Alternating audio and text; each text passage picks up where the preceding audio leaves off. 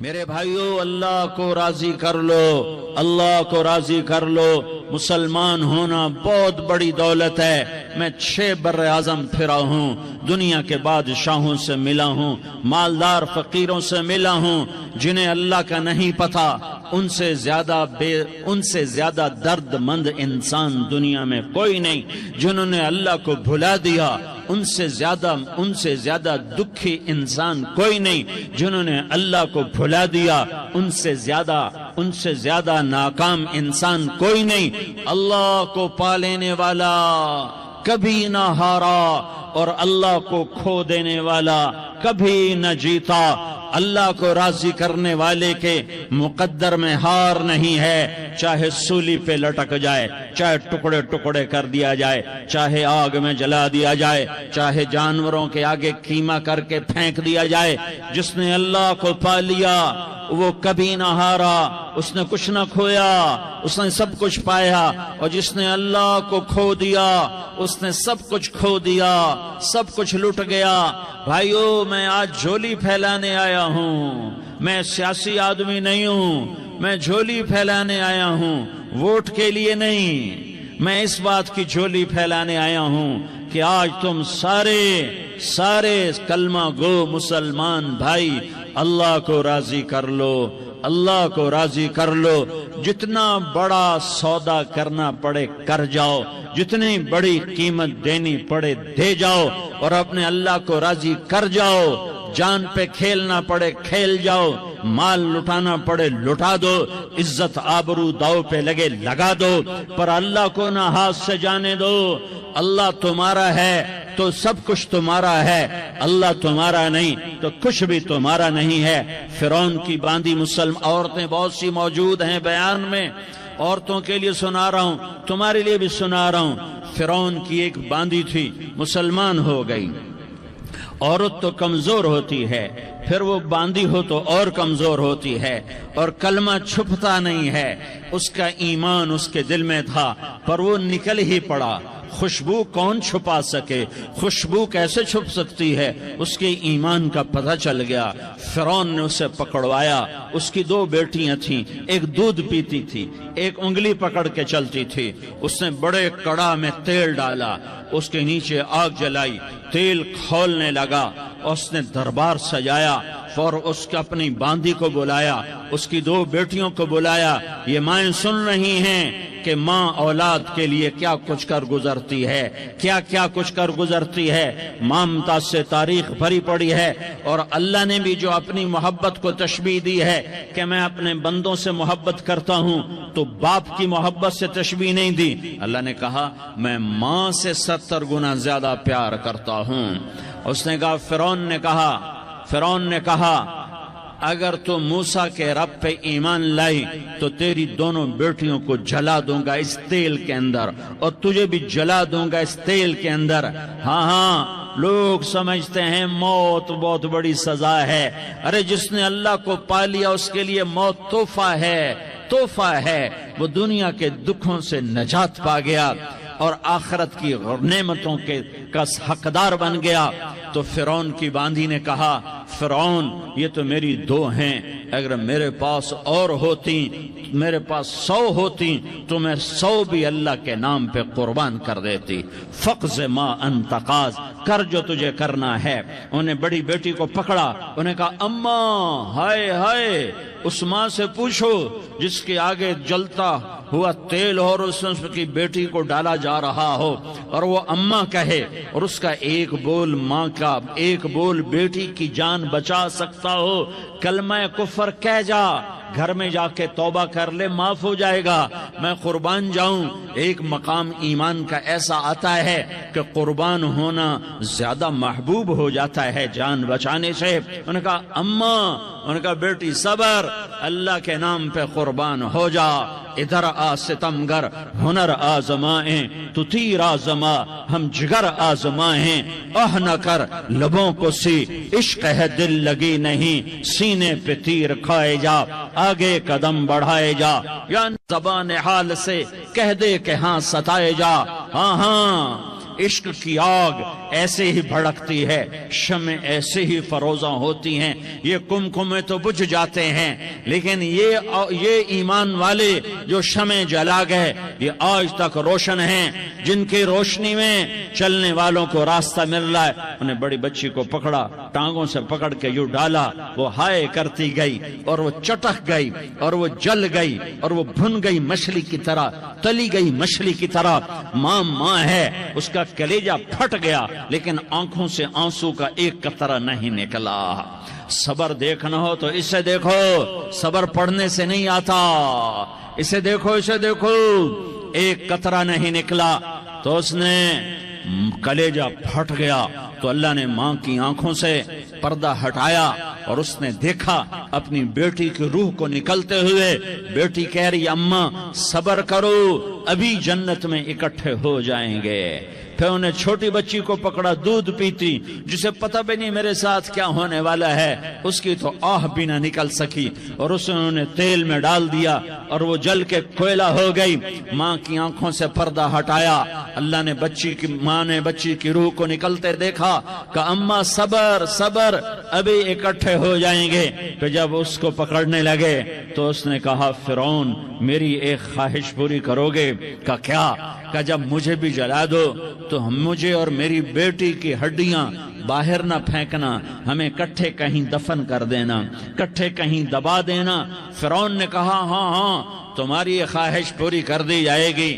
ہاں دنیا میں اللہ فرعونوں کو مہلت دیتا چلا آیا، لیکن فرعونوں کو مار کے دکھایا، نمرودوں کو مہلت دیتا چلا آیا، پھر نمرودوں کو مار کے دکھایا، قارونوں کو مہلت دی، پھر قارونوں کو مار کے دکھایا، پھر جنت اور جہنم کا نظام بنایا۔ پھر ایک دن مجھے بھی کھڑا کرے گا اور تمہیں بھی کھڑا کرے گا، پھر ایک طبقہ جنت کا حقدار بنے گا، ایک طبقہ آگ کا حقدار بنے گا۔ پھینک دیا، جل گئی، ہڈیاں نکل آئیں، انہیں ہڈیوں کو اٹھا کر زمین میں دبا دیا۔ 2000 سال گزر گئے، میرا نبی دنیا میں موسیٰ علیہ السلام کے 2000 سال بعد آتے ہیں اور آپ معراج پہ چلتے ہیں۔ جب آپ بیت المقدس سے معراج کو اٹھے تو آپ کو زمین سے جنت کی خوشبو آئی، تو آپ نے ارشاد فرمایا جبریل میں جنت کی خوشبو سونگ رہا ہوں، یہ کہاں سے آ رہی ہے؟ تو آپ نے جبریل نے عرض کی یا رسول اللہ فرعون کی باندی اپنی بیٹیوں کے ساتھ، اپنی ہڈیوں کے ساتھ جس جگہ پر دفن ہے، جس دن اسے دفن کیا گیا تھا اس دن سے آج تک یہ خوشبو آ رہی ہے، اور یہ قیامت تک خوشبودار رہے گا۔ یہ زمین کا ٹکڑا کہ یہاں وہ دفن ہے جس نے اللہ کے ساتھ سودا کر لیا۔ اللہ سے سودا کر لو، اللہ سے سودا کر لو۔ یہ سودا حسین نے کیا اللہ کے ساتھ، ایک سودا یزید نے کیا، اس نے خون بہایا، اس نے ظلم کیا۔ ارے ظالم کبھی ہرا نہیں ہوتا اور مظلوم کبھی خشک نہیں ہوتا، ظالم پہ کبھی بہار نہیں آتی اور مظلوم پہ کبھی خزاں نہیں آتی۔ اللہ ظالم کو مہلت ضرور دیتا ہے، لیکن ایک دن ہے جب اللہ جنت کو سجائے گا اور جہنم کو بھڑکائے گا اور ترازو کو لٹکائے گا اور پل صراط کو قائم کرے گا اور اپنے عرش کو لائے گا اور خود فرشتوں کو بلائے گا، پھر طارق جمیل کو قبر سے اٹھائے گا، سردار عزیر کو قبر سے اٹھائے گا، زید عمر بکر کو قبر سے اٹھائے گا، پھر مجھ سے سوال کرے گا میں نے تمہیں دنیا میں عزت دی، مال دیا، بتا آج میرے لیے کیا کر کے لایا ہے؟ بولو آج کیا کر کے لائے ہو؟ یا اللہ کی قیامت سے ٹکر لے جاؤ، یا اللہ کی جہنم کو پانی سے بجھا دو، یا اللہ کی جنت کو آگ لگا دو، یا قبر میں جانے سے انکار کر دو، یا موت سے لڑنے کی طاقت دکھا دو، یا یہ طرز زندگی چھوڑو جس نے ہمیں ہلاک کر دیا، اللہ کے سامنے رسوا کر دیا۔ موت ہے، جنت ہے، جہنم ہے، آخرت ہے، اللہ ہے، رسالت ہے، محمد مصطفیٰ کی ہستی ہے جو تمہارے لیے پس گیا، لٹ گیا، دان توڑوائے، خون ہوا۔ جاؤ چلو میرے ساتھ، میں تمہیں طائف کے پہاڑوں میں لے جاؤں اور میں تمہیں وہاں کھڑ کے سوال کروں، کاش طائف کے پہاڑوں کی زبان ہوتی تو وہ سب سے پہلے ہمیں تمہیں لان تان کرتا، ارے تمہیں شرم نہ آئی کہ تمہارا نبی تمہارے لیے خون و خون ہو گیا۔ اس کے 2 دفعہ آسمان کے فرشتے روئے ہیں، 2 دفعہ آسمان کے فرشتے روئے ہیں۔ ایک 4000 سال پہلے جب ابراہیم بوڑھا باپ 96 سال کی عمر اور 6 سال کا بچہ، اور حکم دیا جا رہا ہے دشمن کے گلے پہ چھری چلانا تو بڑا آسان ہے کہ انسان جب وحشی بن جاتا ہے، جانور بن جاتا ہے، سانپ بن جاتا ہے تو اسے ڈسنے میں کوئی آر نہیں ہوتا، اسے کاٹنے میں کوئی آر نہیں ہوتا، لیکن سامنے تو اسماعیل کھڑا ہے، 86 سال کی عمر میں بیٹا ملا اور باپ 92-94 سال کا بوڑھا ہو گیا، اور میرا رب کہتا ہے ابراہیم اسماعیل کی گردن پہ چھری چلا دے، میں دیکھنا چاہتا ہوں تو میرا ہے یا اسماعیل کا ہے، تیرے دل میں ہوں یا اسماعیل ہے؟ کہ میرے رب ہزاروں اسماعیل تجھ پہ قربان کر دوں۔ چھری اٹھائی، فلسطین سے چلے اور پہنچے مکہ مکرمہ، بیوی سے کہا بچے کو تیار کرا دو، سیر کرانے لے جا رہا ہوں۔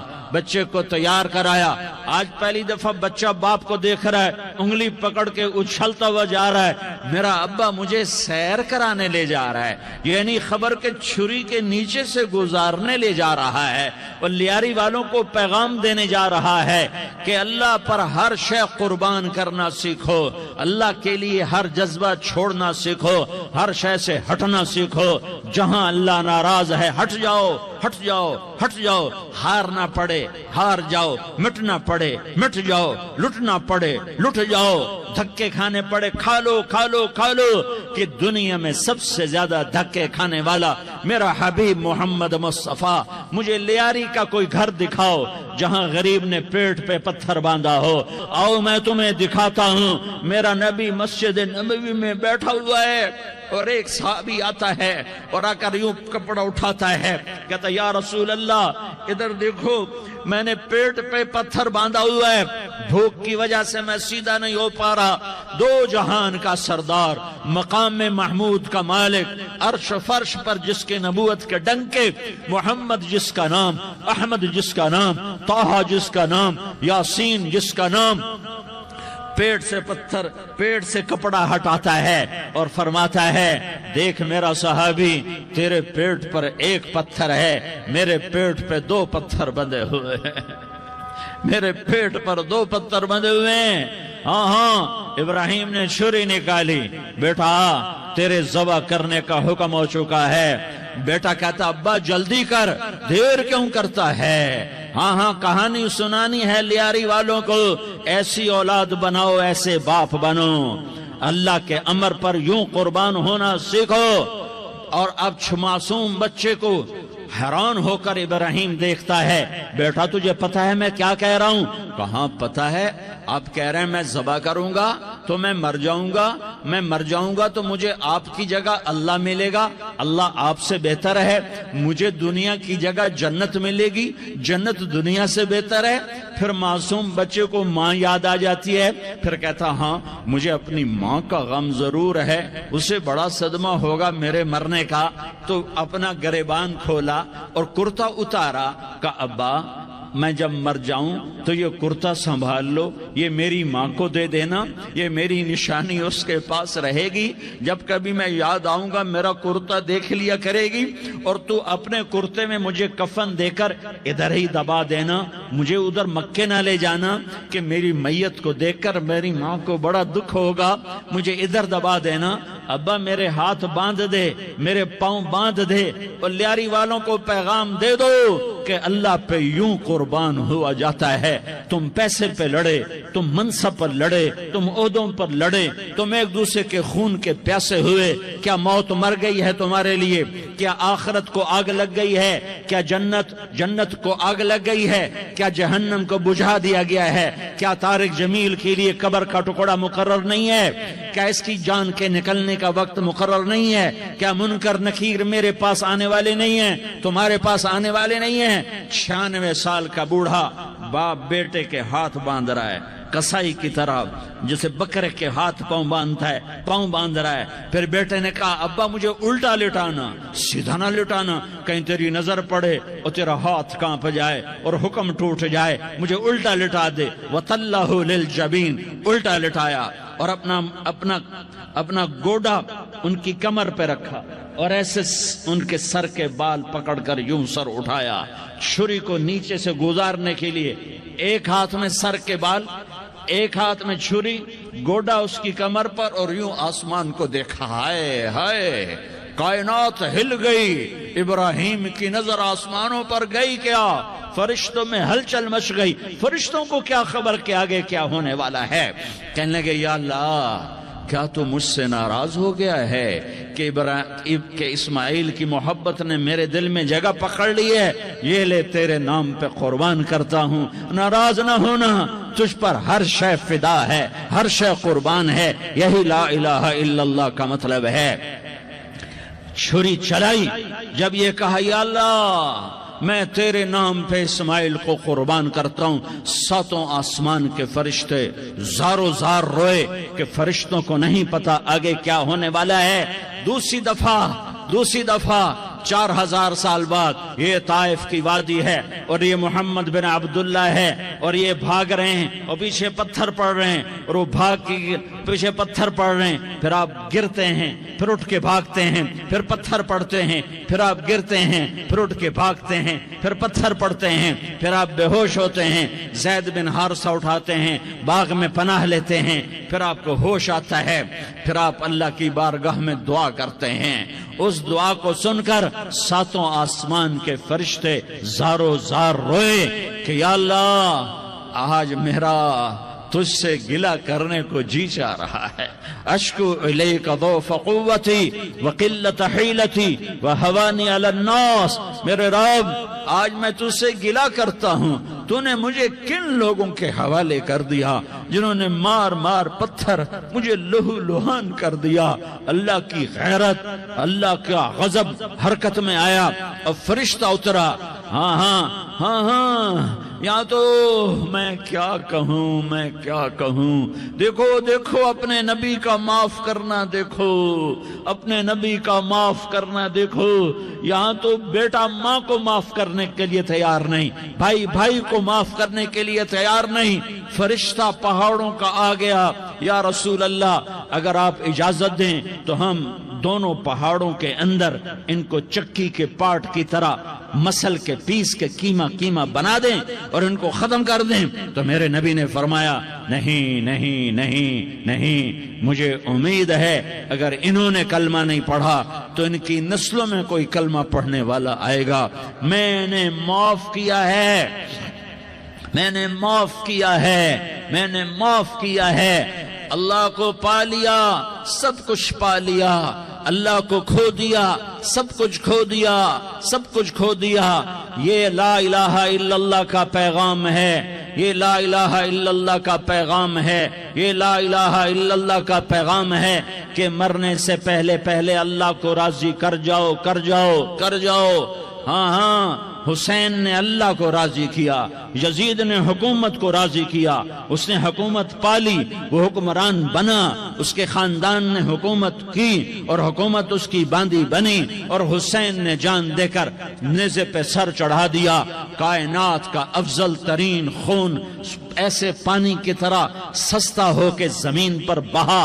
ظالم مظلوم کی کہانی کوئی نئی نہیں ہے، پرانی ہے، لیکن میں فقیر کی بات یاد رکھنا، مظلوم کبھی ناکام نہیں ہوتا اور ظالم کبھی کامیاب نہیں ہوتا۔